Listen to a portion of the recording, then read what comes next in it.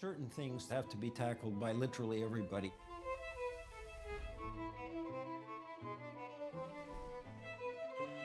The big problem with robots is manual labor. Work is not just about making enough money to live, it's also a meaningful activity. And how society will deal with large numbers of superfluous people is very difficult to imagine. It doesn't have to be like that. Getting people to change their habit and what they do and what they eat and what they feel comfortable with is actually extremely difficult. The biggest challenge facing the world is environment. Why do we even talk about anything else? If there's something bad, raise the price. We should be taxing carbon. Global poverty. That just seems like the most important problem in economics. People don't want to be on welfare. They want to work for a living.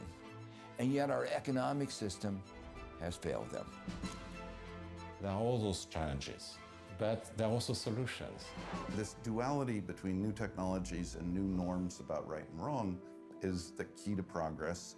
We don't want to just be able to forecast risk one day in the future. We want to be able to forecast it a year in the future. We have responsibility to learn more about these things. That's part of the fun.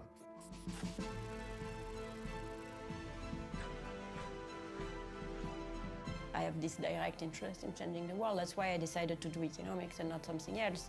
I wouldn't give up just because someone is not listening. Carry on, and who knows, one day they might listen. Imagine if you could have a little impact that could affect millions of people. Wouldn't that be pretty cool?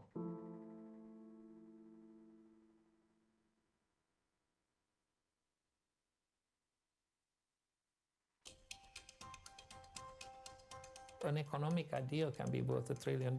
It's healthy that we're paying much more attention to big data sets that could identify a problem. There will be more interaction between theory and data, always be data-driven in what you're doing to understand the world. There's a major challenge in integrating macroeconomic models with the financial system. It was the lack of that integration that made it very difficult to see the previous crisis coming. That's starting to change. You get these sound bites. Economics failed to understand the 2008 collapse. It's a useless science, but I never see things be written saying medicine has failed to understand cancer, therefore it's a useless science. When you don't understand something, then you should say, right, that's where I'm going to direct my research. We'll see a much higher proportion of women getting the Nobel Prize. You tend to get your prize for something you did 30 years ago. And it is true that if you go back that far, the number of women in academia was much smaller. That has changed dramatically. We have some beautiful ideas. That's why I'm in the game, because economics is just fabulously interesting and beautiful. It's a discipline that will adapt to a world that keeps changing. The way I think about it is, are there exciting things to work on for the younger generation? Seems to me the answer is emphatically yes.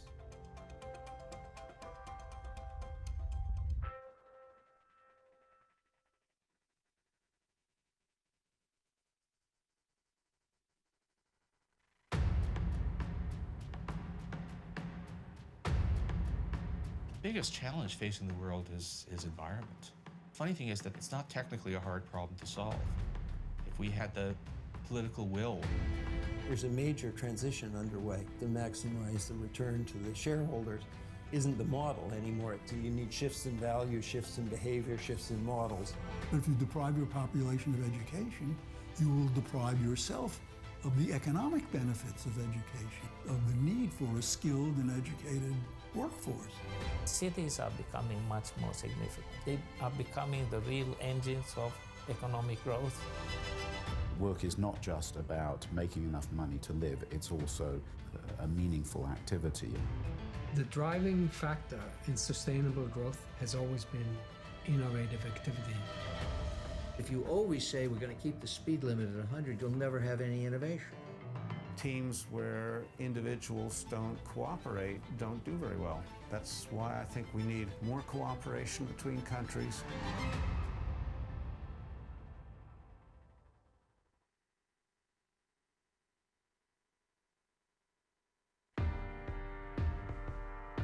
The economic economics is still an early science. That's part of the fun. There are important things that we don't understand yet, so we have a responsibility to learn more about these things. Our society is engaged in some very, very important battles, both in terms of ideas and in terms of political processes. The way these battles are won is the ideas have to be right, but the ideas also have to be communicated. We can't expect purely private markets to give us clean air. You want to introduce a pollution policy which is efficient. It's not America first, or Europe first, or anybody first. We shouldn't just be selectively putting weight on the rest of the world. We should be doing it every day of the week. There are many people around the world who are still extremely poor. What's to be done about that, and who should do it? Growth patterns in which there's extreme inequality or some kind of fairly serious exclusion don't work. There's a fairly massive failure of inclusiveness in the growth patterns, not just in developing countries, but in the developed ones as well. If the second machine age continues to grow the way it is, society has to face up. It's morally important that you take risks, and you don't just say what's safe all the time. One of the great issues about robotics or financial technological innovation, it means that we are going to have to embrace change.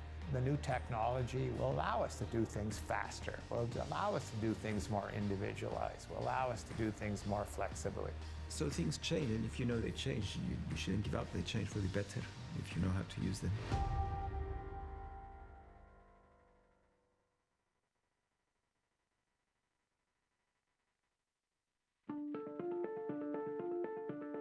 The tempo of economic change, technological change in particular, has changed. And what we're finding is that people are not equipped to the extent they could be and should be to deal with these changing technological patterns. Technological progress and/or the opening up of world markets, we're not quite sure what mix of causes is producing this, but we're getting increased inequality of incomes. And that combined with slow growth means that there's large numbers of people whose incomes are flat or going down. That is a problem. Inclusiveness, it means not extreme inequality, and it means nobody is systematically left out. Growth patterns in which there's extreme inequality or some kind of fairly serious exclusion don't work. It's sort of happening again now in lots of places with polarization, political parties, young people unemployed. Part of the challenge is to try not to lose the benefits of trade flows that run from country to country, but at the same time deal more effectively with the distributional issues. So far, we haven't done very much to solve it. To me, the most successful countries in this respect are the Nordic countries.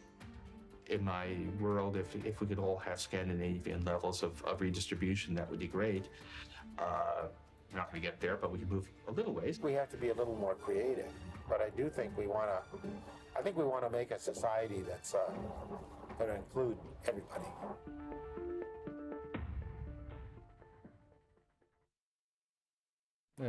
Forse gliel'hanno dato. Ok.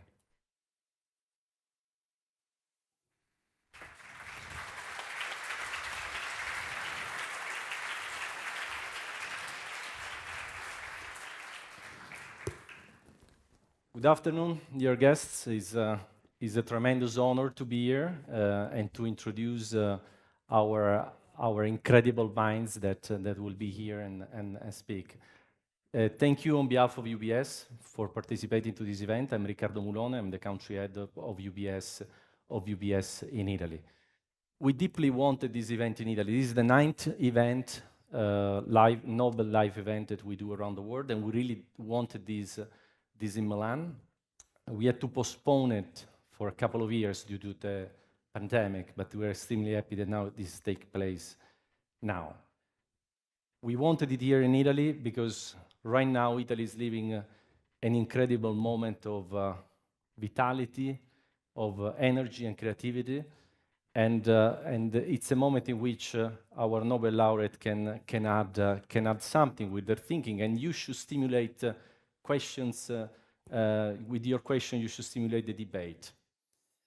The reason why Italy is living this moment is maybe because of our DNA. I mean, we are used to have an entrepreneurial DNA for centuries, and also a DNA of creativity, or probably because we have a renowned ability to perform and act well during complex moments. And of course, we know that our planet is living an extremely complex moment. But in this complex moment, Italy is attracting capital, but not only financial capital, is attracting human talent, human capital. And this is extremely important to trigger a new, let's say, moment of vitality for not only from the business and environment and business and financial perspective, but also from a cultural perspective. So take advantage of this session, please, and ask as many questions as you can, and let's watch a video that will introduce the session. At the moment, the biggest concern are climate change and after the COVID pandemic, the recovery of the economy in Italy and Europe. Italy can help Europe and the European Union can help us as well. I'm really concerned about the energy crisis. We are going in the right direction, but not fast enough. Politicians aren't doing enough for the environment. They're older, and so they don't see how the future is going to impact us as much as us young people. Our biggest concern is about the opportunities young people will have in the future, about work, economic integration with the other countries. We don't have the possibility to actually develop our skills, therefore we're most likely to go abroad because we think that wages are higher, we have a higher possibility of employment. We have to invest more time and more money in the education of young people.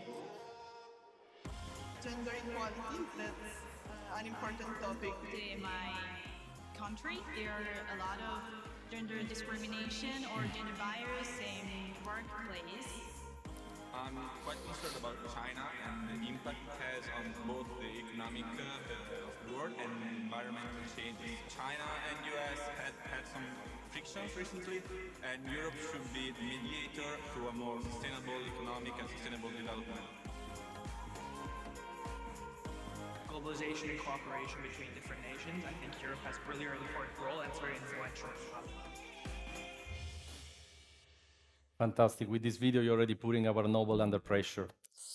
So the session will be moderated by Marcia Askins, a fantastic colleague. She's not only the group head of communication and branding in UBS, so on big title and big role within our organization, but she's also been nominated as one of the 50 women changing the world. So I want to welcome Marcia, and thank you for being here.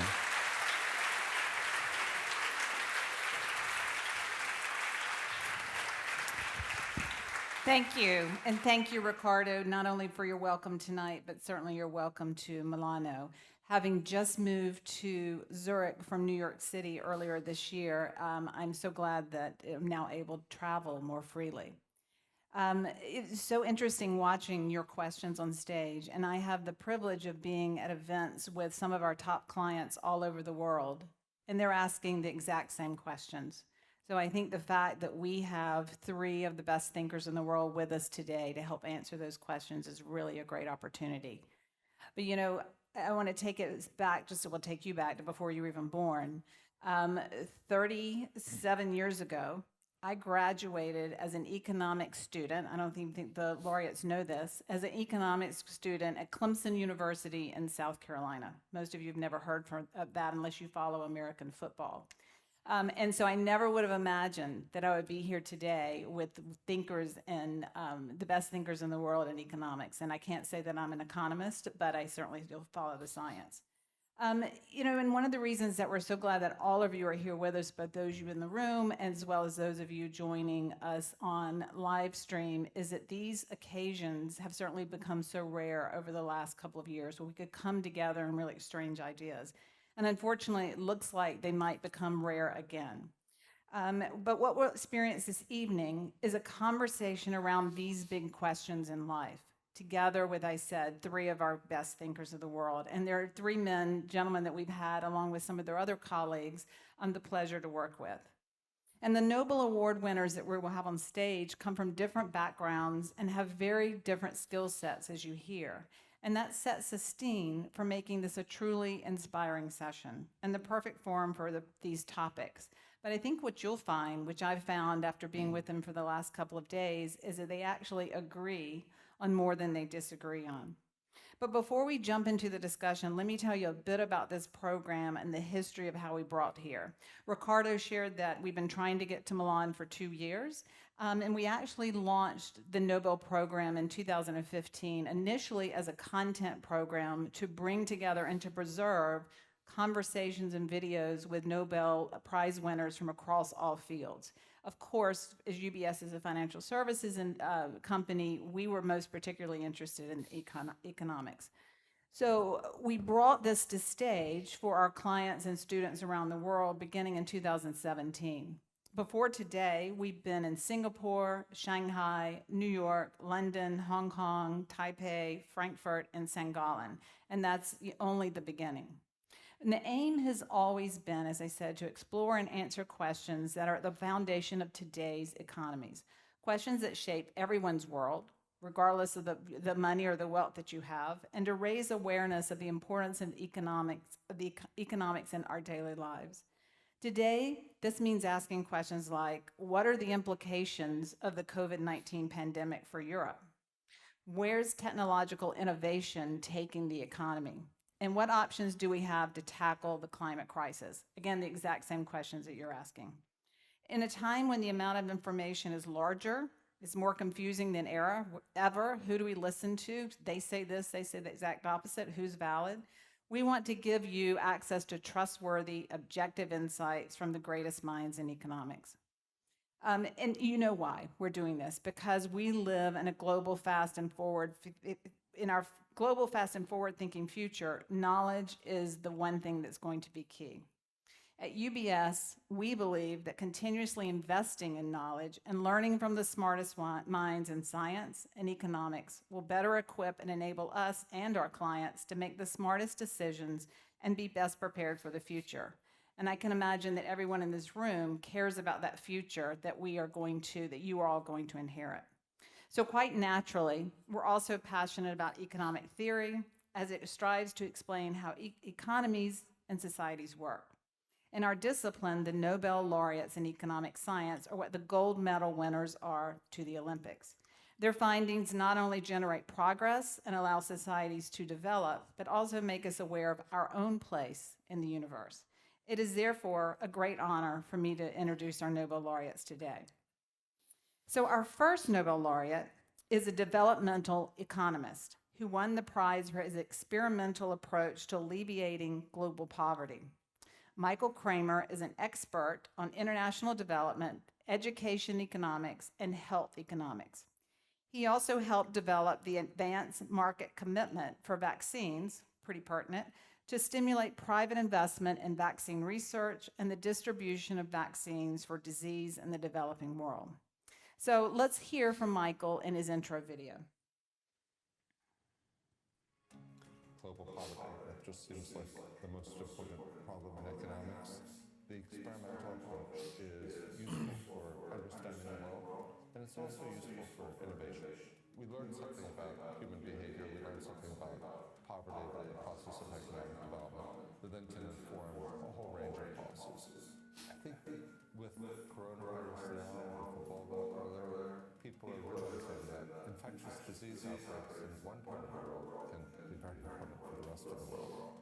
We as a society need to think about the institutions that we create to try to ensure that there's the same level of attention being paid to problems that don't have as immediate opportunity for private health. Let's try to make sure that market incentives are working to serve the full range of human needs. Let's take some risks. Let's figure out what works. Let's not stop when we find something that works, but let's find something that works better. There's so much innovation going on. That's really what I'm most excited about. It's wonderful to see. So please join me in welcoming the Nobel Prize winner of the year 2019, Professor Michael Kramer.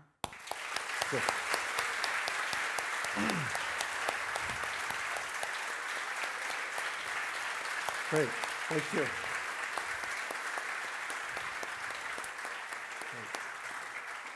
It Thank really you is very much. nice to have a rock star welcome, isn't it? Yeah, I love that. Wonderful. So our second special, go ahead and have a seat. Our second special guest today is a true globetrotter.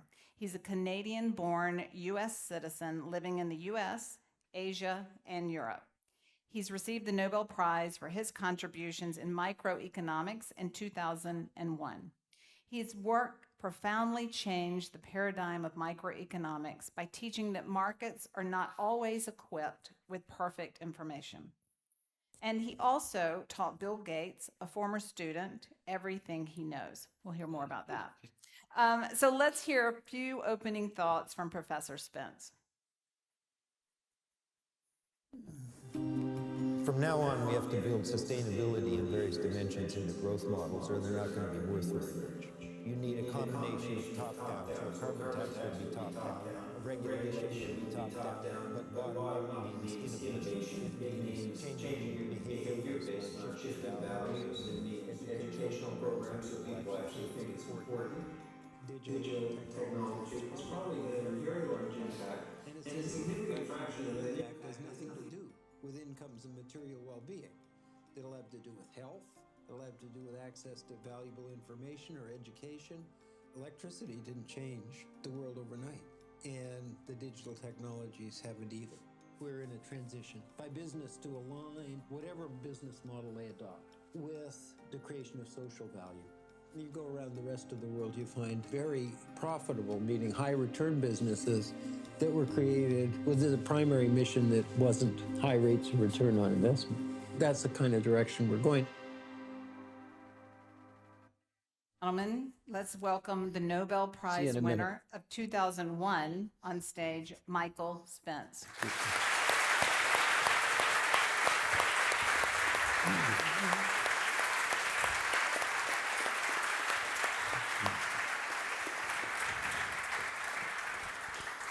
And finally, I'm very pleased to introduce our final guest who will complete our panel.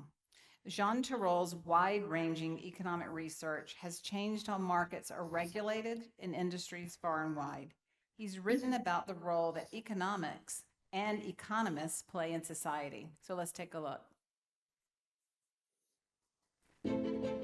We have to wake up in Europe. The best people often will leave for the US, and those are people who are not going to create jobs in Europe.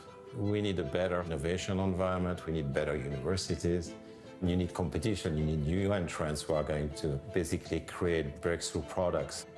If you have competitors, you are kept on your toes and you really have to innovate. It's very hard to incentivize the monopolies to actually change.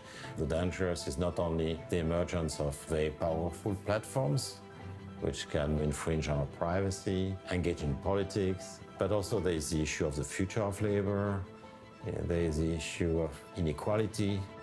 There are all those challenges, but there are also solutions. You cannot stop technological progress.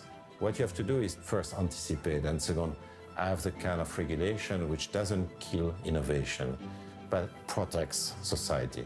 That's a difficult thing, and that's why knowledge is crucial.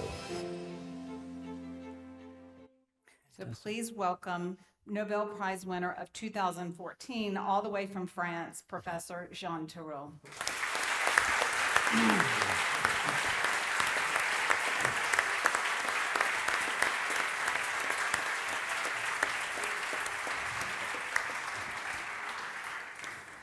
Okay, welcome. Let's get started.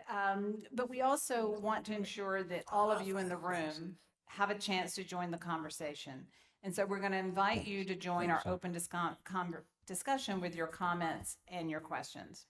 And we also have a few comments where we want your opinions, and we're going to allow you to vote on those as we get into the topic sections. And after each of our 2 topic sections, we're going to have a short Q&A session where you can ask questions and further discuss with the guest on stage. And you'll be able to do that either through Slido with the information here. And for those in the room, if you would like and are brave enough, you can also come forward and ask a question, and we'll bring a microphone. So we want you to seize this opportunity. And this is your chance to get in touch with some of the brightest minds and talk about the future. So for our first question tonight, our first topic tonight is, where is technology taking the economy? Our society has changed over the years, and certainly dramatically in the past year and a half. I don't think any of us thought or imagined the impact that technology would have, and actually how thankful so many of us were that it was there as we reverted to a work or a study from home perspective. The spread of coronavirus and the protective measures to contain the pandemic have had profound economic and social consequences around the world. So, what do we do going forward? What changes are we going to make? How is the rise in automation changing the long-term labor market? I'm sure many of you care a lot about that. So what we want to do first is ask your opinion. So if you open Slido on your smartphone and answer the first poll question, are you worried about future-proofing your skill set against automation?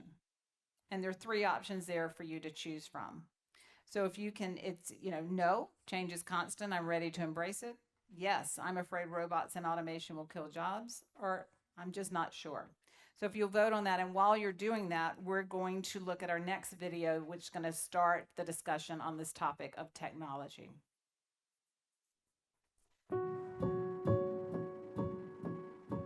If the second machine age continues to grow the way it is, I think that society has to face up.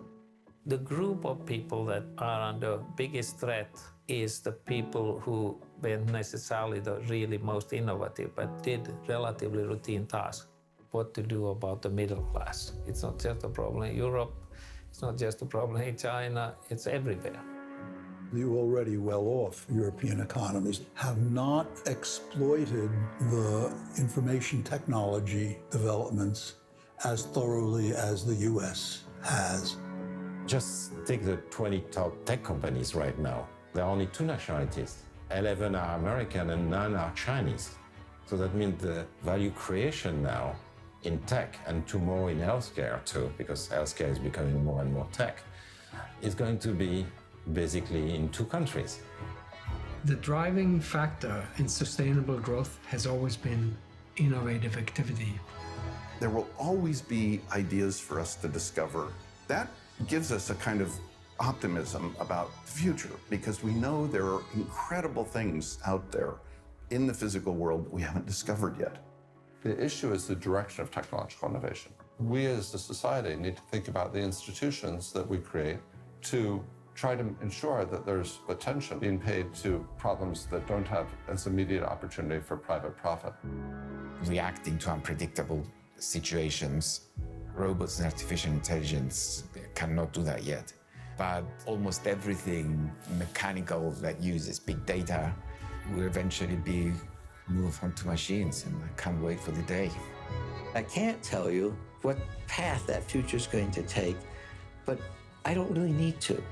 If you arrange yourself so that you're comfortable with change, you'll be able to adjust to whatever path actually unfolds because you're properly prepared for it. So how comfortable are all of you with change? Let's look at the poll results, if we can show those. Here they come. So change is constant. I'm ready to embrace it. That's exactly what we need to hear, I think. Any thoughts, maybe Jean, from you on that result? Is this what you're seeing at other universities from your own students, or does that surprise you? No, I think that's pretty much what you get anywhere, that there is strong belief in technological change happening, and it will happen whether you want it or not. I mean, I think we want it if we can get rid of the perverse effects, of course. But at the same time, there is a big concern about what's going to happen with jobs. And of course, as was said earlier, if you have a job which is less qualified, you're more at risk of losing your job. It's not a guarantee, of course. Today, if you're a radiologist or skin cancer specialist, you have AI doing pretty much the same thing in terms of quality.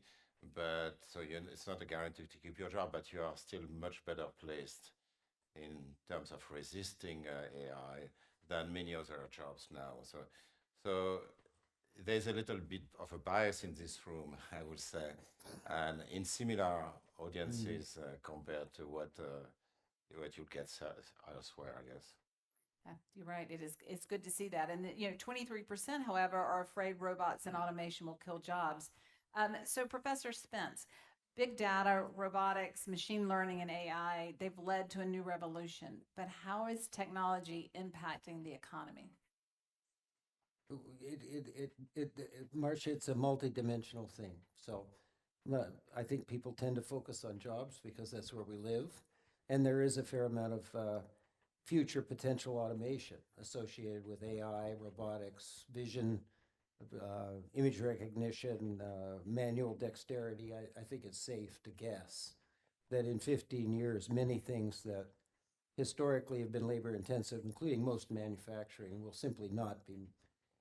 That has lots of consequences. I mean, it means that global supply chains will get reconfigured because they don't have to chase valuable labor anymore. It is not a significant factor. I'll have to pick and choose, Marcia, but the thing that I am most enthusiastic about is the potential for these digital technologies to deliver valuable services.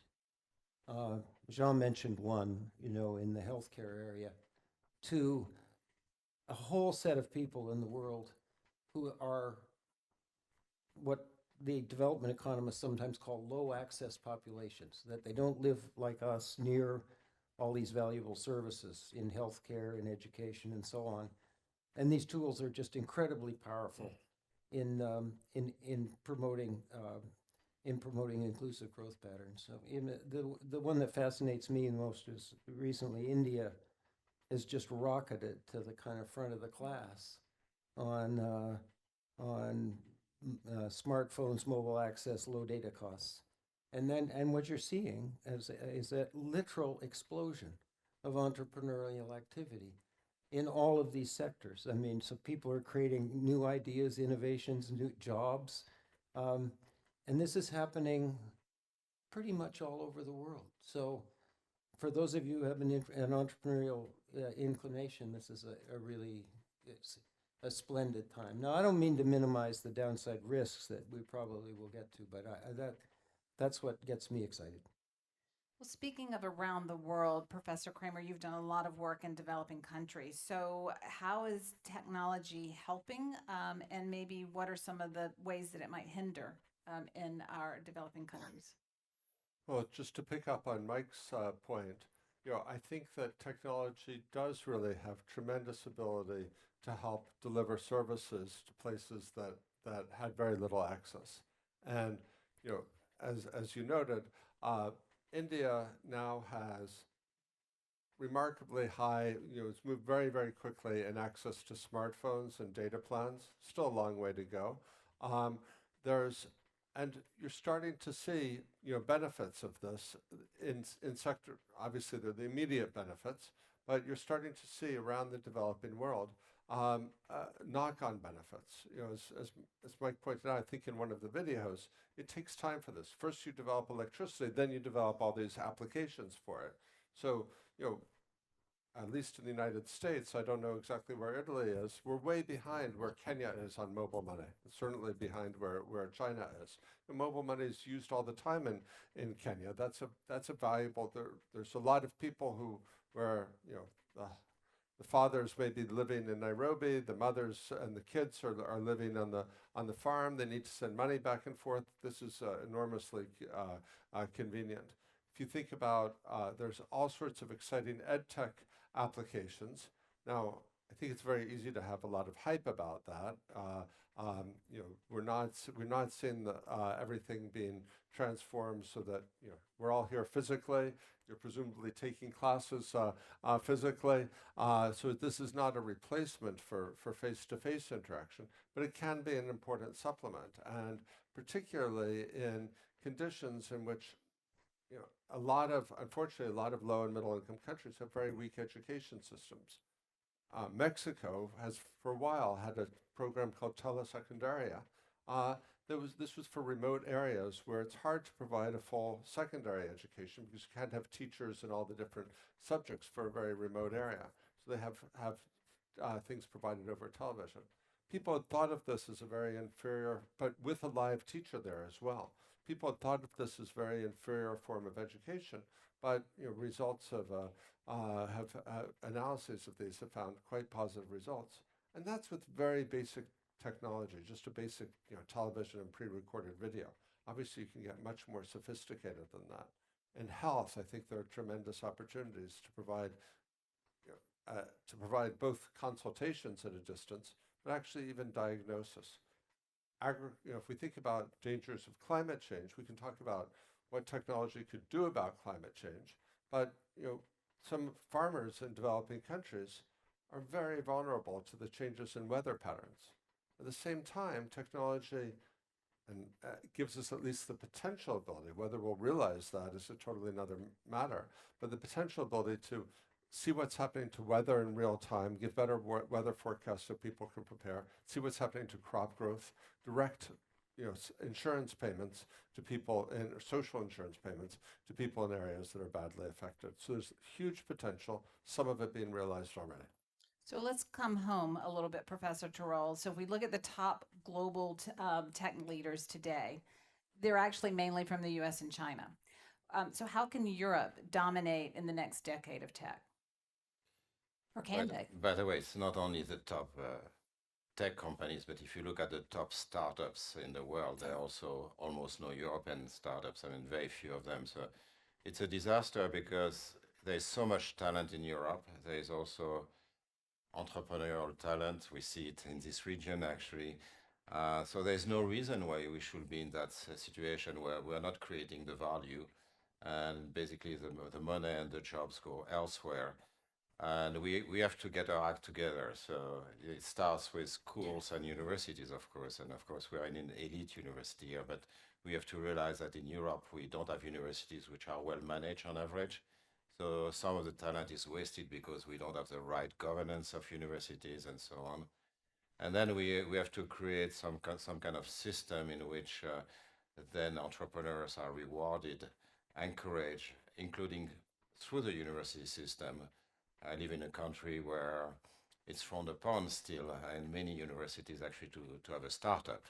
A professor or a student who goes into a startup, of course it's not going to be the case at Bocconi, but it's frowned upon. And so we have to change that. We need to encourage high-level research, again with the right governance. So take a proposal which has been made a couple of times, including in the report I've written with Olivier Blanchard, 24 other economists for President Macron, to have some kind of ARPA-E institution at the European at the level of Europe. So some kind of institution that will fund high-risk, high-reward projects, but with the right governance, because we know in Europe we often do industrial policy in the wrong way.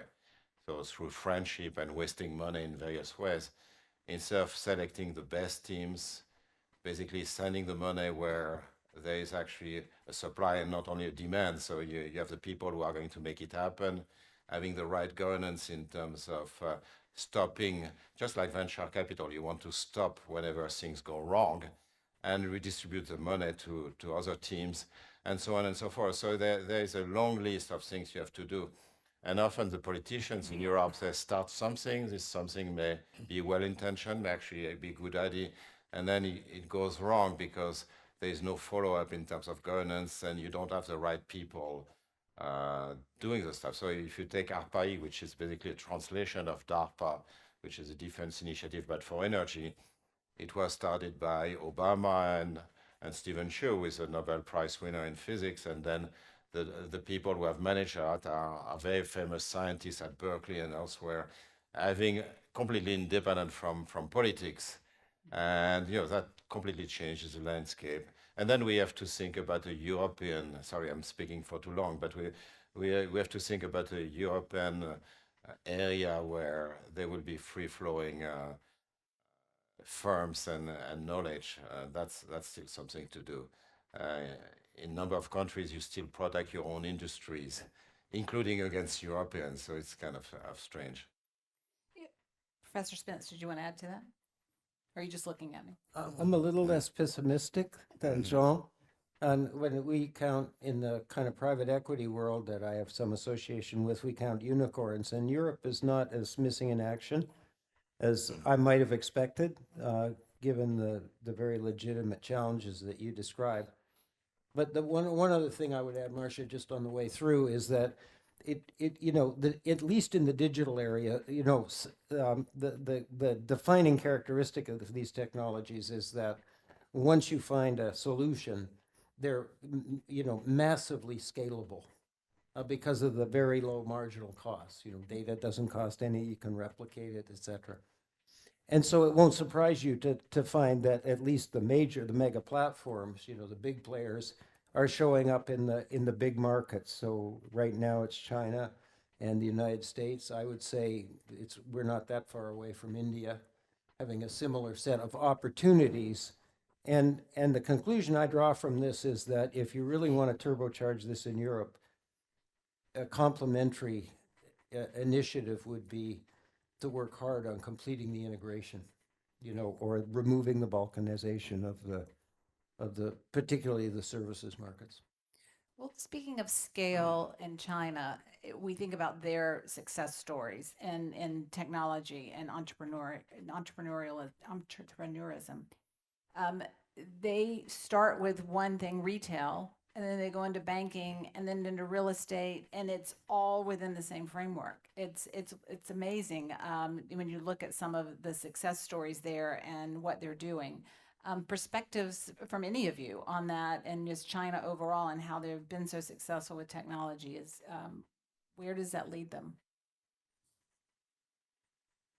Well, so one of the things they did in China was they let it run unregulated, and they've got to a point relatively recently where they decided that wasn't the optimal path forward. So right now, there's a very aggressive, regulation sort of set of activities on the things that Jean knows, is the leading expert in the world on: monopoly power, data protection, proper use of data, privacy, data security. And in the financial services area, the central bank has walked in and said, you just can't have, Ant Financial putting banks out of business, monopolizing all the data. So that's going on. We don't know when it's going to end. There's been a fair amount of crushing of market value on the way through. And some of the money that was pouring into China from outside is now pouring into other countries, including India, Indonesia, and a number of others. So that's not necessarily a bad thing, but that's kind of the status quo. But what, with the evolution of these things started with imitation. Alibaba was based on some combination of eBay and Yahoo. Mercado Libre in Latin America is kind of the Amazon of Latin America, was based on eBay. The founders of that company were graduates of the Stanford Business School, and I was on the board of that company. Now they've become, through execution and innovation, behemoths. The natural evolution of this was there was a huge trust problem in the e-commerce world. And the people who were buying things didn't think they'd get the product, and the people who were selling them didn't think they'd get the money. And so the payment systems that we now, these high-tech sort of mobile payment systems were started as escrow accounts to solve the trust problem.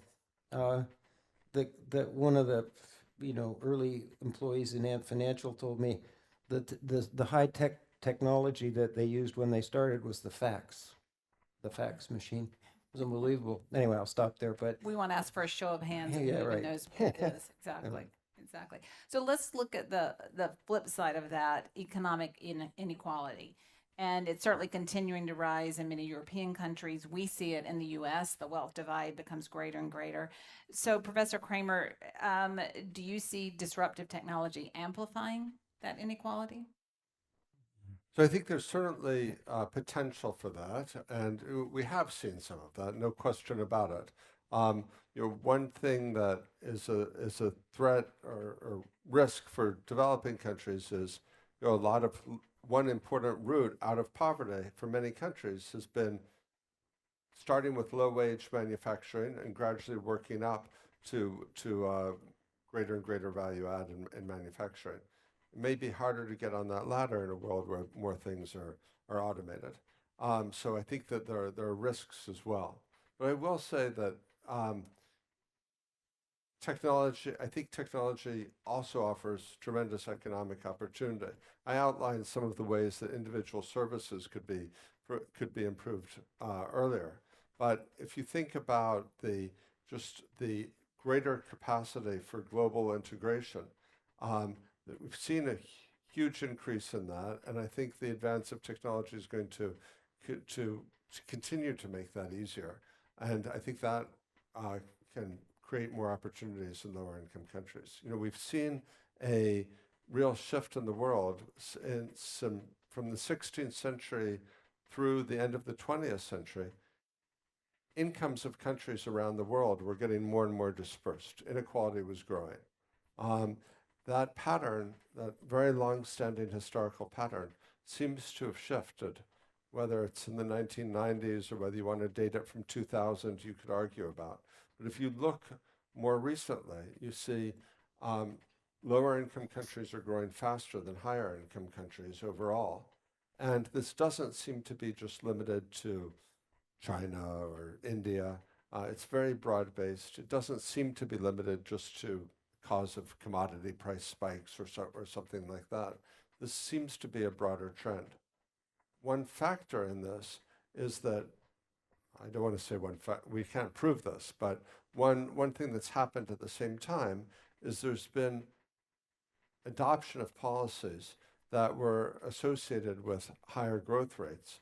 All countries have moved towards those policies, like higher education, for example, increases in education, for example. But particularly, countries that were behind have converged with higher income countries. And I think that might be part of the trend.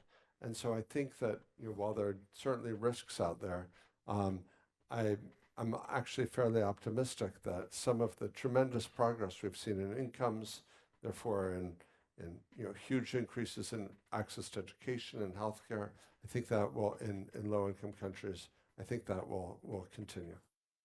So we've been getting some great questions from the audience. Let's look at a couple of them. Several people ask about the main drivers of economic growth, one in Europe over the next 10 years, and how can it boost economic growth in Africa, or what can boost economic growth in Africa? So, how do you think about economic growth and what's going to really drive it? And we start with you, Professor Troll, in Europe, and then we... I mean, in the end, it's going to be some kind of innovation, right? That's why we have to improve on that in Europe. And we have all the assets to do that. Let's do it. Right. Any thoughts on Africa specifically? Yeah, I think you have to work really, really hard to be poor these days. And when I'm saying work hard, people are working hard everywhere.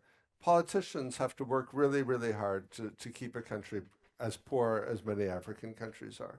So if you just get rid of really terrible economic policies and move to just merely bad economic policies, you can have a much better standard of living. And I think that's we hear a lot about China. I don't want to claim, I think China's done some very interesting things, but a huge thing that China did was they got rid of Maoism. And if you get rid of a really terrible economic policy like Maoism, then you're going to get some growth. And India has seen tremendous growth, and partly that was just getting rid of some very, very inefficient policies. They still have plenty of them left.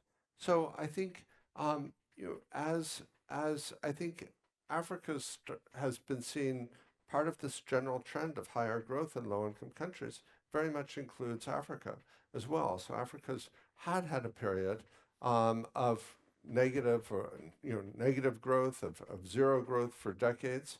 But since around the turn of the century, they've had more reasonable policies and they've grown more quickly. You haven't seen quite the takeoff that you've seen in China, but I think it may well be, except in the very poorest countries like Mozambique or Ethiopia. But unfortunately, Ethiopia is at war right now, so these things are two steps forward, one step back. But I think that as policies start to improve, there'll be growth, particularly as human capital has really improved. Education levels have improved a lot. I think there's a lot to be done in improving the quality of education, but I think we'll see that. And I guess I would draw a distinction. I totally agree with John that for Europe, innovation is going to be really key. I think for Africa, innovation is very important. But again, if you're starting at such a low level, you can actually grow a lot, even if you're not at the total frontier of innovation. There's lots of great innovation going on in Africa, and that should be encouraged and can improve things a lot. But I think there's a lot of catch-up growth that can be done. I think that's a very important point, actually. If you look at innovations, many innovations are not that technologically advanced. I mean, if you think about what Uber has done, for example, there are things which already existed. It was kind of common sense. And many of the inventors in the 19th century were actually in the US, were actually poorly educated. They were self-made people. So just having an entrepreneurial spirit always brings you a long way. Now, if you talk about healthcare, search engine, that's a different ballgame. And we have countries which have been growing by imitation first. They have caught up, like China. And then about 10 years ago or 15 years ago, they started changing the strategy and trying to be technologically more advanced. And they have succeeded quite well, actually. Even so, in China, they don't have the universities that they should be having. They're spending a lot of money on education, but they don't have the governance and also the political environment that are going to attract top scholars. But there are those different stages in development that Michael knows much better than I do. So one of the great features of Slido is that our students can vote on, see the questions that they're asking and raise some to the top. So the one at the top right now is for you, Professor Terrell, but others may want to have an opinion on this, but we'll let you start since it's your home. What is your opinion on a United States of Europe? Should this, irrespective of the implementation difficulties, be our aim as a union? United States of Europe. That should be our goal, for sure. I mean, Italy or France don't exist by themselves. We are too small, both in terms of developing new technologies or in geopolitical terms or having any impact on climate change. We just don't exist on the international scene. So there's no other choice than creating a united Europe. Now, I don't underestimate the difficulty in doing that. We are kind of in the middle of the road now. We have a common currency, at least a number of countries in Europe have common currencies, but we don't have a common budget, we don't have common borrowing, and we don't have common laws. I mean, people talk about a common budget, but they don't talk also about the necessity of having common laws. And that's very important because, unless you accept very strong transfers, systematic transfers, like between states of the United States or within countries like England or Italy, for that matter, then you really have to control more hazard in some way. So it's very difficult, for example, to have a common unemployment insurance mechanism in Europe when you have some countries which create 10 or 12% unemployment just because of their regulations, and some others create 4%, because there's a huge transfer of money, which is not an insurance for a given year. It's just year after year. Whereas for, say, banking, for example, you could have, and I hope there will be, some common deposit insurance scheme, because all banks in principle are regulated by the ECB, so there is a level playing field. But we need to feel we are Europeans and actually go further into the construction of Europe. Otherwise, I think the decline of Europe is going to be unavoidable.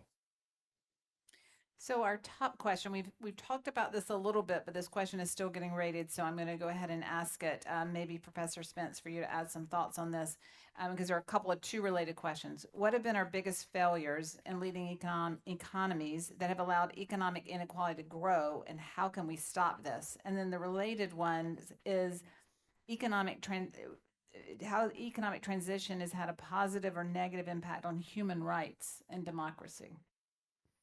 Wow, that's a big one. Okay, well, on the first one, I think we've come to understand we have biases and we make mistakes. So, globalization was a fairly large hit to a subset of our population, and for whatever reason, as economists, we said, but overall it's good, which means the benefits exceed the costs, which implied that we could compensate the losers of this process. There's no practical way to compensate the losers. I mean, nobody's ever invented one that I've ever seen. And so we couldn't do it. So that was, I think, I respect Danny Roderick a lot. He writes a lot about this. One of the things that happens and the scientists in climate change are facing the same thing. If you think the sort of public sentiment is pushing in the wrong direction, then there's a very strong tendency to push in the opposite direction. But that's a dangerous game to play, right? So there's lots of anti-globalization forces, notwithstanding the significant benefits, because basically politics is local. And so economists have a tendency to push against it. But the problem with that is that you end up, with an extreme position and losing credibility over time. What we should have said is, actually, globalization is a pretty big transformative kind of process, and it's a bumpy process, and some people are going to get hurt along the way. And if we want to go through that process, then we have to figure out a way to kind of help them get through it. And we got to say the same thing about climate change. We just, and the scientists, for a long period of time, had the following problem. They wanted to be objective and tell us what the actual situation was, but they also wanted to be a force for the good in a world that was struggling to take this seriously. Yeah. So this creates a real tension in people. So I think that on that one, that's kind of where I've come out.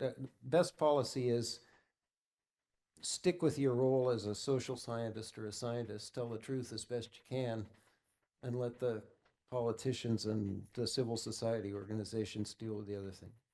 Well, that's a perfect segue, thank you, to another defining change of our time, the climate crisis. We know that the signs of the climate change are only increasing. They certainly can no longer be overlooked, although I still hear people say it's not real, but for the most part, most of us agree that it's there.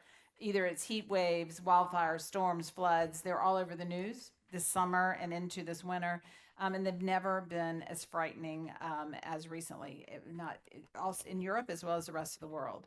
But I'm convinced in hearing the three of you that, we're more optimistic than pessimistic. We're far from powerless. There are many things that humankind can do. We've already talked about some of those from a technology perspective.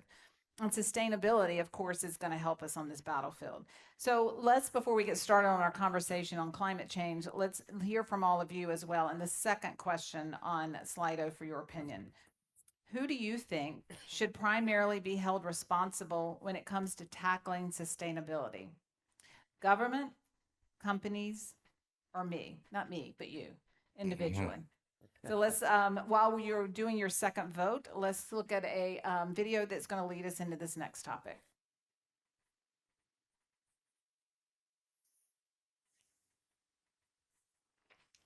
I think it's coming. There we go. There's no one silver bullet. The closest thing we have comes from completely traditional economics. If there's something bad, raise the price. You should price resources, and a good climate is a resource. Fighting global warming is not an economic problem. We know how to do it. It's a geopolitical problem. We need global rules about climate change. We need basic norms that apply to everywhere, but we also need scope for developing countries to be able to pursue their development. We need to change the mindset of companies. A lot of company CEOs are focused on profit, partly because they've been told that's the right thing to do. You have to measure the growth, not as it applies only to the individual company and then ignore the costs that it's imposing. Sustainability could well be the growth maximizing strategy. Taxing carbon is an essential step, but whether it's going to happen politically is very difficult to understand. The progress we've made is in the engagement area, and that's good and it's essential. We all are part of the planet. Anything I do good for the environment will benefit everybody else. And so the issue is, what incentive do I have to do what is the socially valuable thing, which is think about the value for everybody. There's a misperception that we can't have economic growth and address climate change. We can create incentives for the development of new technologies that can help improve our climate at lower economic costs in the future. Global warming is a very serious problem, and the potential for discovering new ideas is how we're going to solve it. All we have to do is create some incentives, and everybody's going to be astonished at all the clever ways that the market comes up with to produce and distribute energy that doesn't rely on the side effect of emitting carbon dioxide and other greenhouse gases.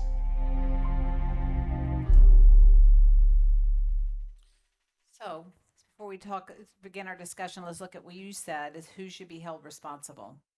We can look at the results of the poll. Government. Interesting. Okay. It's going to be a great lead into our conversation.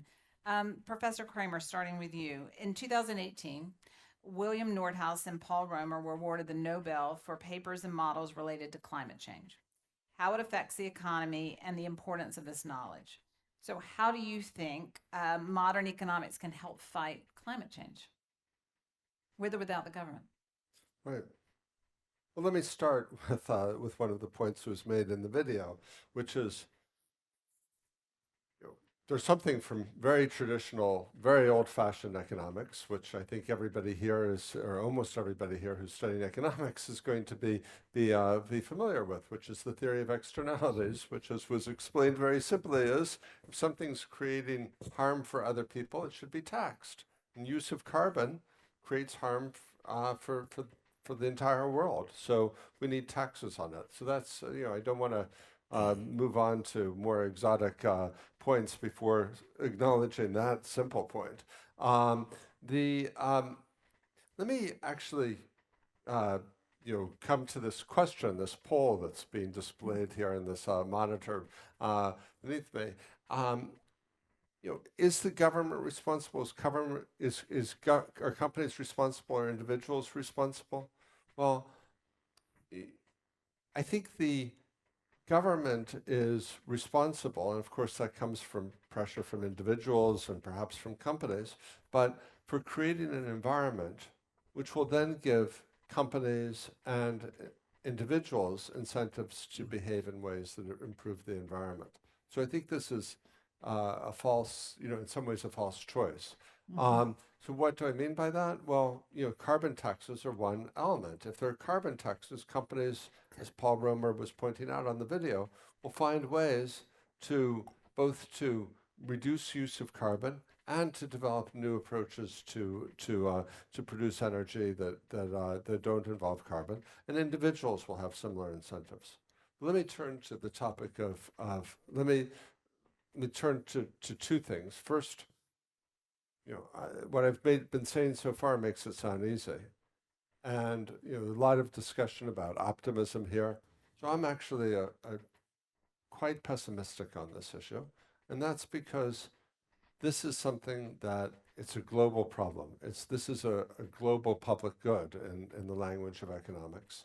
And so individual countries have limited incentives, particularly small or medium-sized countries, have pretty limited incentives to try to address it. And to some ways that they can address it, will be partially offset by responses of other countries. So, Europe has been, and I think this is wonderful, and I wish my country would do the same as coming from the US, has put in carbon prices. But that does have an effect, and it is a useful step. But other countries, if there are natural resources in the ground, if there's oil in Saudi Arabia that can be extracted at $10 a barrel, the Saudis are going to have incentives to keep selling that, and somebody's going to have incentives to buy that. And that's a very difficult problem to get agreement on from everybody. So partly what we need is really dramatic technological change, things like carbon capture, nuclear fusion, that can really be game changers and change those incentives. And investing in those technologies can potentially avoid this situation where actions one country takes are offset by other countries, and instead lead to if new technologies are developed, they can be adopted everywhere. So I think unfortunately, I hate to put so much emphasis on technology, but I think unfortunately we have to, because of the huge political difficulties that we have with just say carbon pricing. So that's a topic that certainly has been a theme over the last 2 days, carbon pricing. So Professor Troll, I know you got some real strong thoughts on this. So is carbon pricing good economics? In terms of economics, yes, it's very good, and it's not really disputed within the economics community. I mean, that commission I mentioned, which included 26 economists from all over the world, there was complete agreement on what was to be done. But then I will come back, can it be done? That's another question, but you need a carbon price which is sizable enough all over the world, because much of the new pollution is going to come from developing countries, and you need to compensate the losers. That's very important, both at the domestic level, if you don't want to have yellow jackets, but also at, poor people, of course, they are very upset by that, and I understand them as well, but they have to save carbon too. So, and same thing, India has to save carbon instead of accumulating more coal mines and the like. So you need, including the poor country and the poor people, they have to do their jobs, but that's not fair to them. So we have to compensate them sufficiently. And we have to stop all kinds of exemptions, fossil fuel subsidies and so on, which are huge in the US, huge in Russia, huge in Asia, in China, and a bit in Europe. They're too big in Europe, but smaller. We need to do that, compensate the losers, and then we need a border tax adjustment. It's not going to be pretty, we know that, because it's going to tax the products as opposed to taxing the emissions. You can do a bit better, of course, because otherwise your industry is going to quit, it's going to go elsewhere where the carbon is not taxed. That hasn't happened yet because the carbon prices were €5. But when it gets to €100, then there will be some offshoring which will stop the policy immediately. So that's not doable. You need to do that. And then you need R&D. That's why Michael is completely right. There is so much reluctance to have a universal carbon price, and we could discuss that at length, why it is the case, that it's even more of an argument, it gives even more of an argument actually to have R&D. Because it's not only that R&D is going to make up for the insufficient green R&D that exists now, but it's also an instrument that you can use actually to give the IP rights to poor countries, and that they will use that. It could be carbon capture and storage, it could be batteries, hydrogen, to be able to use more solar and wind, whatever. I mean, and that's another thing, that we don't know where innovation is going to happen. Don't put all your eggs in the same basket. I mean, this is a big failure. If we had done that for vaccines, we would have been in big trouble. You're trying to achieve a goal. You're not trying to select a technology. But in the end, if we make technological progress, we can share it for free with the less developed world. And then India and other poor countries are going to get on board. So speaking of government, Professor Spence, why do you think that agreements like the 97 Kyoto Protocol or the more recent 2016 Paris Accord have fallen short on reaching their reduced emission goals?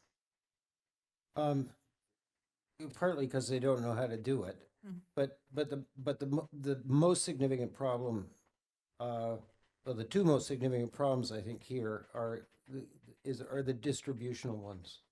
So I sort of like numbers. So can I take a minute? Please. The global economy is at about close to 40 billion tons of carbon dioxide emissions, gross production based. The global economy also has a ton of growth coming from the developing world. Michael made this point. I completely agree with it. A conservative estimate of the average real growth in the global economy, because of the developing countries, this is the point Joe Stiglitz made in the video, is like 3%. If you want to get from 40 down to something like 14, where we're kind of more closer to the 14 billion tons, more like the safe zone, over a 30-year period, which takes us to sort of our net zero commitments in the developed world, and you've got 3% real growth, then the carbon intensity of the global economy has to decline by 7% a year for 30 years. And that is just a huge, huge challenge. And then underneath that, Michael made this point in an earlier discussion. Basically, first of all, you agree on a global carbon budget, which is a path that takes you from 40 down to 14, let's say, over somewhere between 30 and 40 years. And now you get together in Kyoto or Paris and now Glasgow, and you have to decide who's going to do which part of that, right? Because you've got to draw 180 lines underneath it that add up to that path over time, and that's really hard, and it's risky. So if you go to India, where a very significant fraction of this future growth is going to come from, they'll say, gee, if we get the wrong part of that path, then that's going to disrupt our growth. And they're not wrong about that. So directionally, we're starting to solve this problem, but it's really complex. I mean, so China has made a net zero commitment of 2060. India's 2070, the developed world is at 2050. Directionally, we're doing the right thing. We're going in the right direction. All I want to add, Marcia, to this discussion is these mechanisms are really important and the innovation is important. But lying behind it is the challenge of reaching sort of global agreements that people feel comfortable enough with that they'll actually make the commitments and then act on them. And Professor Kramer, first of all, do you agree? And how do you see this impact on developing countries? Is it at their expense? Is it beneficial to them if it's done right? Well, developing countries are experiencing the worst consequences of climate change because they're typically in hot regions. And if we think of how what drives climate change is the total amount of carbon that's been emitted, not the annual amount, but the total amount. That's overwhelmingly driven by high-income countries, and on a per capita basis, that's particularly true for the United States. Very, very high emissions historically and currently. So, from a point of view of a developing country, it doesn't make sense to reward the countries that have been polluting a lot by them having a higher share of the acceptable carbon allocations going forward. So I don't think we should expect developing countries to bear most of the burden of this. But unfortunately, if we think about what just happened in Glasgow, high-income countries did not make a commitment to abandon coal. They just said, well, there's no hard deadline there. Yet they said no fossil fuels lending at all for lower income countries. That includes not just coal, the super dirty things, but also natural gas, which has half the carbon emissions of coal. So I think, unfortunately, we're not seeing the international system operate in a way that is really at all fair for lower income and middle income countries. And ultimately, unless there's a deal that is, as you've just heard, ultimately we're going to need a deal that works for low income countries as well as high income countries. I think part of the solution is to have initial allocations correspond somewhat more closely to current carbon emissions, but then move over time to a situation in which every individual in the world has the same allocation, and then make these tradable so that the carbon reductions can be done in the most efficient places. And that probably would involve some financial deals where high-income countries buy credits from lower-income countries. So we've kind of ignored the second answer here, companies. And I think it's important to maybe talk for a minute about the role of companies in tackling climate change and some of the other challenges. A lot of companies, including our own, have adopted the UN SDG goals and focused on those, have signed net zero agreements. So is that the right approach? Companies get engaged. What can they do to be best? And maybe Professor Terrell will start with you, but I'm sure everyone will have some thoughts on that. Well, let me first follow up a little bit Yes. on what Michael has said. I have an anecdote about carbon pricing. In 2013, I talked to one of the MENA players at the COP21 in Paris. So that was 2 years ahead of time. And that person had absolutely no interest whatsoever in any two-year about carbon pricing. And this is a bright person, so I was wondering what was going on.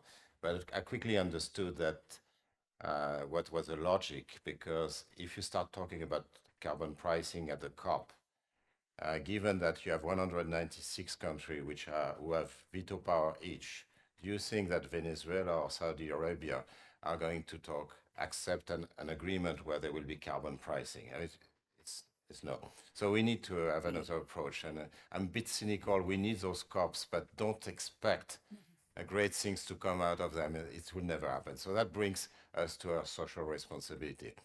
There is a double failure. There's a failure of the market, which is the externality, and there is a failure of governments, huge failure. Okay, that has been 30 years. We have done nothing, almost nothing. So then who is left? The citizens, the consumers, the investors, the firms. And we can do a little bit. But for that, we need information. And that's very important. We need information because we don't want to look green. Posture is not something we are interested in. We want impact. So we want to know whether our actions as workers, as consumers, or as firms, whether we are going to have an impact on climate. So we need information about the supply chain, how much emission there were. Usually it's done through the carbon price, because there is no carbon price, we need to substitute for that. We need to aggregate this information. We need to understand economics. I mean, of course, you are well placed here to understand economics, but not everybody does. So is it going to make a difference? Will there be leakages? Should we use best in class as opposed to exclusion? So we don't want to invest in oil companies. That sounds crazy. But at the same time, if the governments are going to create an environment where we'll still be using oil for 30 years, then we should invest in those oil companies which actually reduce their pollution in refining, transportation, and so on. So it's actually a very complex problem. And should you invest, what about various other things you should invest in? You just don't know.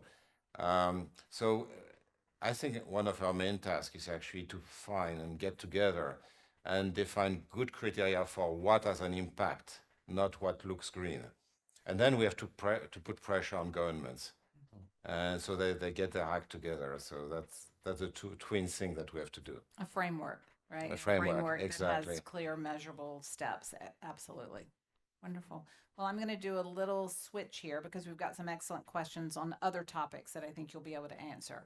And one of the highest rated is, what do you think about the inflation risk for the next months and years? And do you think the central banks will return to their old monetary policies?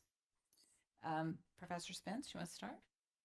Yeah, well, I'd be happy to give it a try at the start. I think everybody will want to talk about it. Yes, I think so. It looks, so by way of background, we've just lived through inflation below targets and demand constrained a global economy for essentially more than a decade, since the great financial crisis and follow-on crises. Almost overnight, we have switched to a supply constrained economy where we had a huge demand surge, which is not a big surprise. I mean, you had big savings, unspent savings balances, you had pent up demand, you had huge fiscal programs, and you had, this continuing accommodative shock absorbing monetary policy flooding the global economy and financial system with liquidity. I mean, the early reconnaissance on this came from Larry Summers and Olivier Blanchard, and they said, look, there's an inflation risk here, but in large part because of the demand surge that was coming.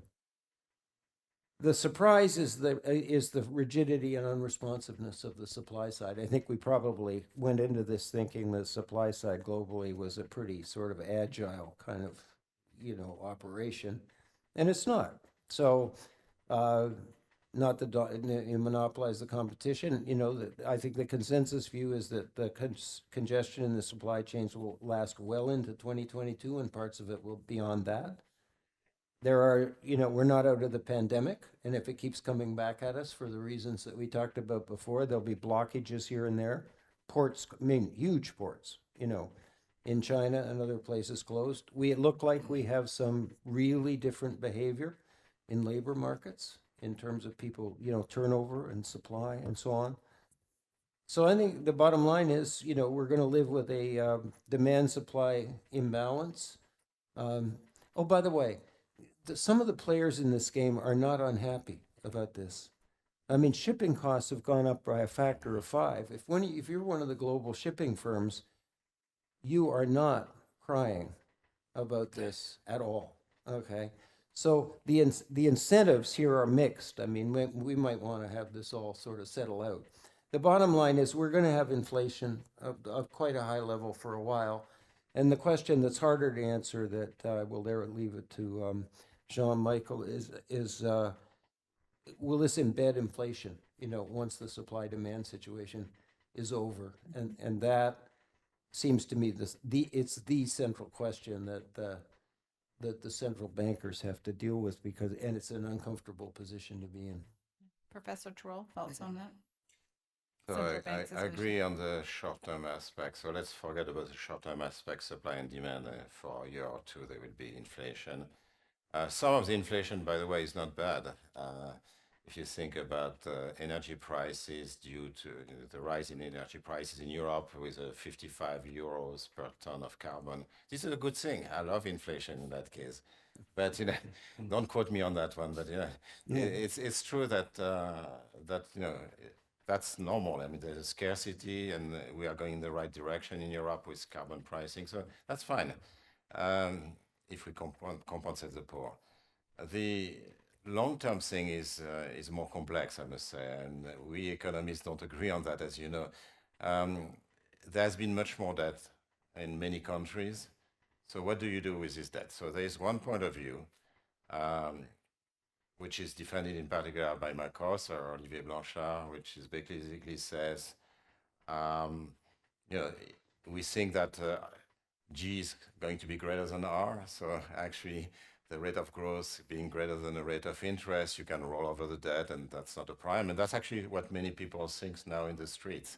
So they think that it's costless, and we don't need to have austerity no more, which would be great news. But there's also the danger that you have a speculative attack, and there's a danger that the rate of interest actually are bigger than the rate of growth. And that raises the issue of what's to be done with the debt. So you have 3 solutions. One solution is really to accumulate primary surpluses the Italian way. It's slow, it's painful sometimes. One is to default, restructure. You don't default, you restructure. But at the same, but of course, you are cut off the capital market at a point of time where you are running deficits, so that's not easy because you cannot finance your deficits anymore, and then you're really going to get into austerity.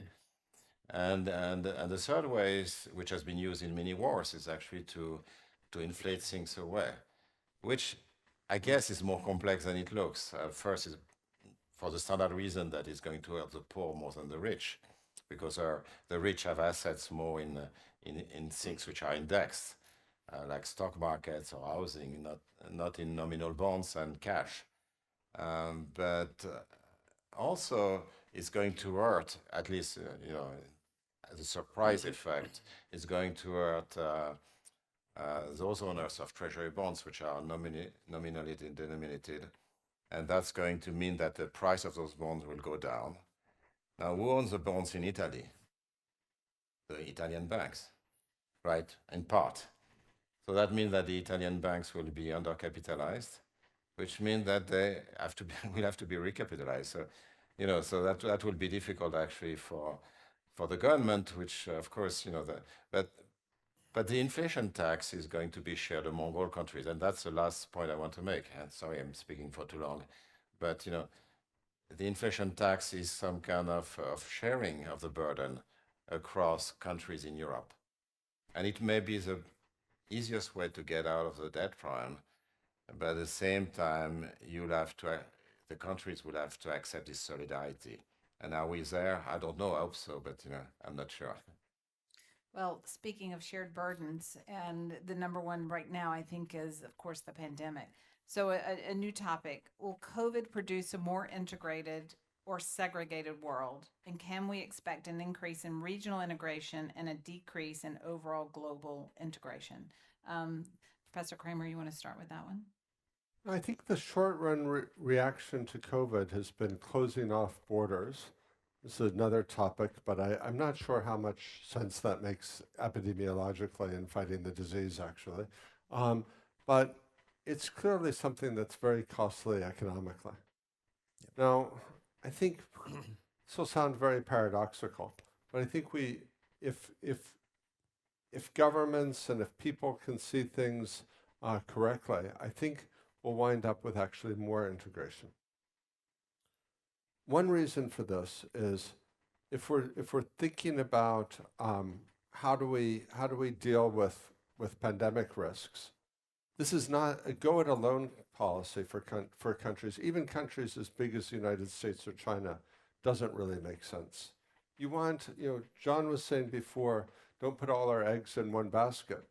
You want eggs in every basket. If when we're talking about things as serious as climate change or pandemic risk, you want to try, and particularly if you're talking about new technologies. If you were talking about financial markets, you want to diversify so you reduce risk. If you're talking about new technologies, what you can wind up using is the best of all, globally, is the best of all the technologies that's developed. And that's why you want to put eggs in every technological basket, if I'm mixing metaphors like crazy here. But so every country wants to do that. And if even a country the size of the United States, look, we invested in mRNA vaccines. COVAX invested in other approaches. China invested in other approaches. Right now, we may think, oh, this is so great for us. But hey, it could have been the mRNA vaccines didn't work. A lot of experts thought that they wouldn't work, and that the Chinese approach that was something that sort of more, there's reasons why that could have approached or could have worked, and there's different technological expertise in different places. So you want access to that wherever you are in the world. Okay? That's one thing. But let me actually say something a bit counterintuitive. How do we adapt how do rich people in rich countries adapt to COVID? Well, we adapted by doing much more teleconferencing and so on. And we can work from home, and we somehow managed to coordinate on pushing forward on video conferencing in a way that, this had a relatively minor role before, and now it's accepted. So you might think of that as something that reduces face-to-face communication. But in fact, video conferencing, I think like other forms of long-distance communication, is actually a complement for face-to-face interaction. You have to form the relationship with somebody probably face-to-face before you can start working together. And you need periodic face-to-face interactions to maintain the relationship. But then in between, you can do a lot through teleconferencing. You're much more able to do that in a world where everybody's using Zoom and other technologies. And as those technologies get better, which I think they will. So I actually think we'll wind up with a more integrated rather than less integrated world in the long run, even though the immediate response to the pandemic is retreating into national borders. Any other thoughts on that or COVID, its impact on globalization, nationalism? Well, I don't disagree with anything Michael said. I think it's important, but it's also important to be honest. I mean, the developed countries have options to buy way more. I mean, measured in billion, the level around 1 billion doses than any conceivable calculation says we need. So, just as a practical matter, if we're going to solve the problem of under-vaccination rates in lower-income countries, we've got to release those options or exercise them, buy the vaccines, and ship them. Now, that doesn't solve all the problems, as a sophisticated analyst of this like Michael would tell you, but without it, I don't see how we kind of get by there. So I totally agree with everything you're saying. Yeah. Yeah. No objections. No objections there. Yeah. So I just want people to be aware. I mean, this is long run. I think Michael's right. It'll pull us together. Maybe, I hope. But short run, there's a massive failure. And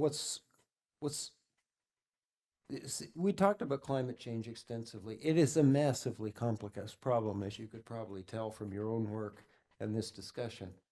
This one's not that hard, right? It probably costs, let's call it $400 billion, right? And Michael has said that, and I think exactly correctly, that in the contraction, that we experienced in the pandemic, the global monthly cost was $500 billion a month, right? And that was several months long. I mean, we're talking about a cost of $400 to $500 billion and trillions of dollars of lost suffering and lost income and wealth. And so it's just a puzzle to me.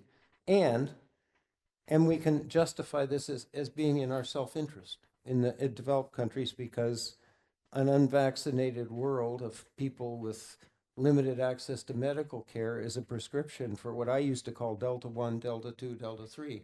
Now it's Greek letters, so it's Omicron, this and that. But it's just going to keep going until we sort of, and it's that kind of thing where there's a clear chance to do something highly positive that isn't that expensive and that we can justify as being not sort of humanitarian only, and we're not doing it. It's a source of pessimism for me. And frustration as well. So we are almost out of time, but we've got one more question that I think is a really great one to close before we have a fun activity, and then Ricardo will close this out. So a question for each of you, and because we're about out of time, let's keep it short, although I think each of you could talk all day about this. But here's the question. What is the direct impact we as prospective economists can have on the world? And can you tell us a moment in your career you felt directly impacted reality? So maybe by combining those two to answer, our future economists, how are they going to change the world, or how can they, based on your experience? Professor Troll, may we start with you? Well, I think you have to define your science and just then it's difficult.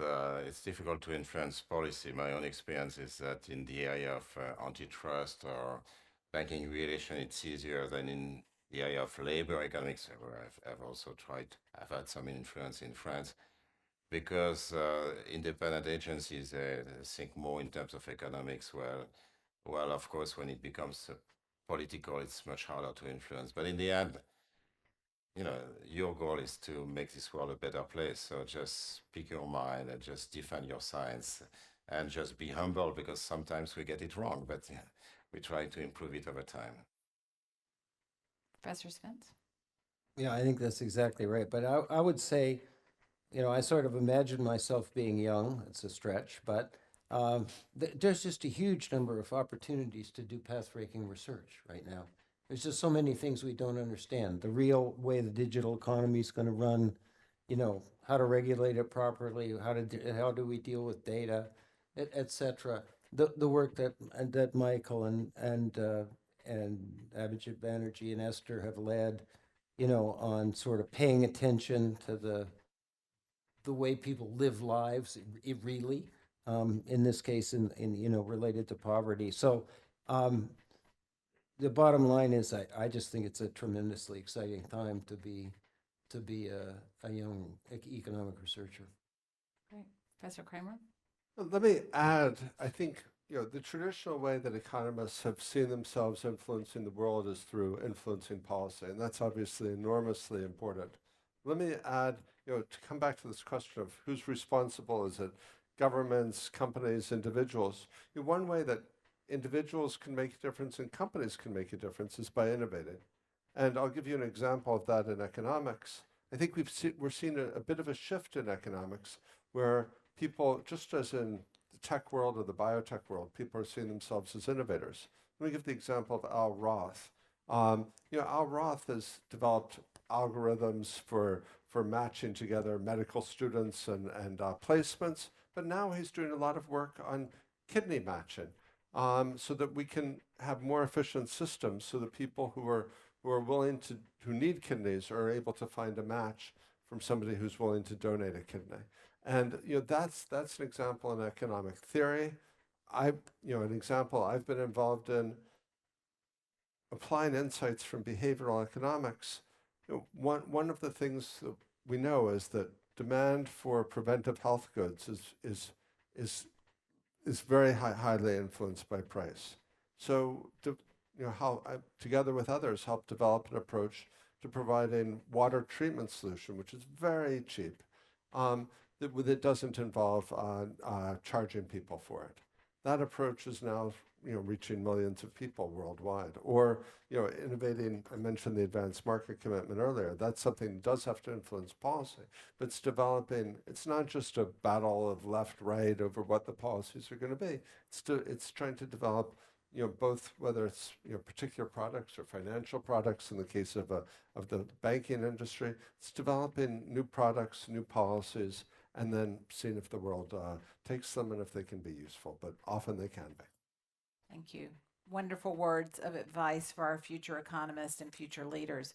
So before we close out, we're going to do something that is become a tradition at our Nobel events, and we're going to do a photograph, a selfie, if you will. It's a fake selfie, but a selfie, if you will, with our Nobel laureates. So Alessandro, our photographer, is going to kind of give us directions, but we're going to stand here. We're going to ask you to come up, obviously turn around, and then we will take a photograph, and then we'll close this out. Can we keep this or? Here, I'll let you be on this end. Where? We can try. This way? Hi, guys. Yeah. Okay. So we you should want be us down this there? way? We turn this way. Now look short beside you. Okay. Don't fall off. I know, don't fall off.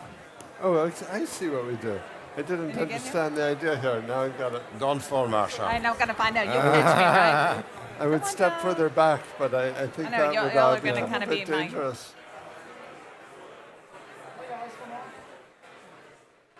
Are you getting the people directly behind us? They're gathering. Should we kneel? Thank you. Oh, you got it? You got it? Great. Oh, okay.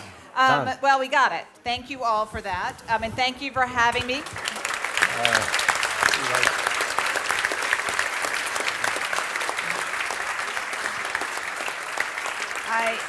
I love the energy in the room. Your questions were amazing. Sorry we didn't get to all of them, but I think you spurred a lot of amazing conversations. So with that, Ricardo, maybe you can take us home. Look, I spent 2 days with these incredible minds, and I have to say what I've learned is this moment in our planet is extremely complex, is frightening, but at the same time is extremely exciting.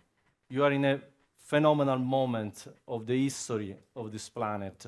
and it's for you to change it. So make it happen. You are in the right place, and put the energy and passion in what you're going to do, and you're going to contribute to the next century.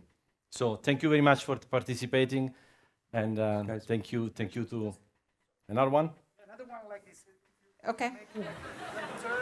Okay. You want us to turn around? Yes, I guess you. I don't know what you're saying.